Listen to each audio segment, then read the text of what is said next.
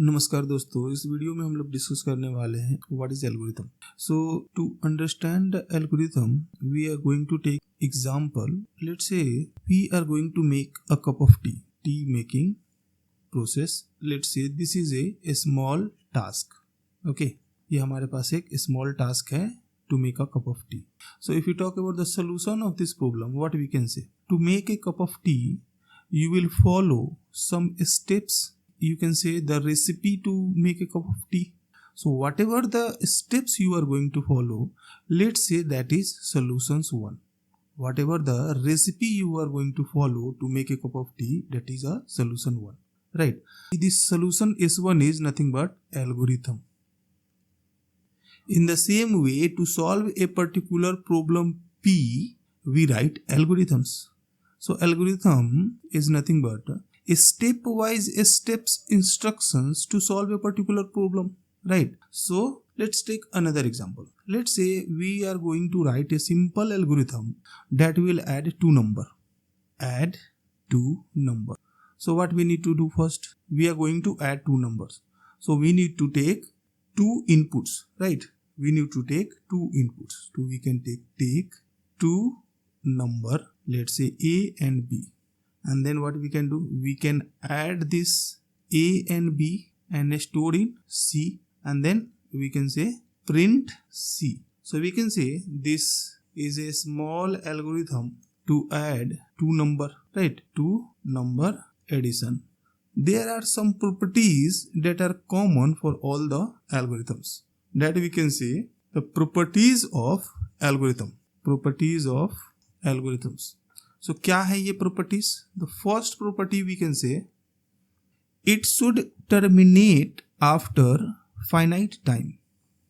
It should terminate after finite time. We cannot accept that kind of algorithm that is running infinitely, because whatever the solutions you are writing, at the end you are going to run on the CPU, right? So if you are saying that this is your algorithms and you don't know how much time it is going to run, you are saying that infinitely, so that is not acceptable. So that is why it should terminate after finite time. If we talk about the second properties, it should produce at least one output. It should produce at least one output. If we talk about third points, it should independent of programming languages. It should independent of programming language. Why I am saying this? Because see, whatever the solutions you are going to write, if you are following simple English statement, like first statement, take two numbers A, B. So more people can understand this simple English language. But if you are going to follow any particular programming language syntax, maybe let's say Java, or maybe Python, or maybe C. So whatever the statement you are writing for algorithms, if you are following any programming language, so only those people can understand who know that programming language, right? So that is why the solutions must be understandable for all the humans, right? ये किसी एक particular language पे dependent नहीं होना चाहिए. That is why it should independent of programming language. And if we talk about the fourth point, it should deterministic in nature. It should deterministic in nature. जैसा कि functions के साथ होता है. Let's say you are having a function f of n, where f of n is doing n plus 2.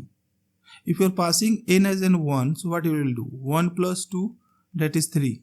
So if the input is 1, the output is going to be 3, that is deterministic. So these are the four properties that are common for all the algorithms which we are going to discuss in the upcoming sessions for this ADA syllabus, right? So in the next video, we are going to see steps required to design algorithm. The steps required to design algorithms. Okay.